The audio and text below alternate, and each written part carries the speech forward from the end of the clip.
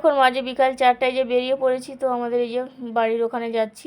আর মেয়ে যাচ্ছে দেখো পুরো হেলতে দুলতে এদিক ওদিক করে।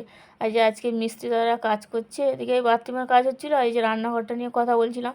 তো রান্নাঘরটা এমন করে করেছে আর কি, ছোট হবে। তো অনেকক্ষণ কথা বলার পরে বললো যে একটু ডাইনিংয়ে বাড়িয়ে দিলে হবে। তো যাই হোক, রান্নাঘরটা একটু বড় হলে ভালো হবে আর কি।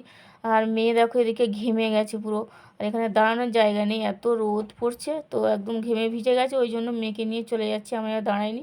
এদিকে বড় একটা তরমুজ এনেছে, তো মানে ভালোই বড় তরমুজটা। আর আমি কী করে কাটবো ভেবে পাচ্ছিলাম। প্রথমে একটু কেটে নিয়েছি, নিয়ে সেখান থেকে দেখো অনেক কষ্ট করে এই তরমুজটা কাটলাম। তো এই যে কেটে নিয়েছি। তো গরমের সময় মেয়ে বলছিল মা একটু জুস করে দাও। তো তারপরে দেখো একটু বরফ আর একটু বিট লবণ আর লেবুর রস দিয়ে এই যে জুসটা বানিয়ে নিয়েছি। তো খেতেও দারুণ হয়েছিল। আর এদিকে এসছে আবার আমার দিদির ছেলে, তো ওকে একটু দিয়েছি। তো ভিডিওটি ভালো একটা লাইক করে আর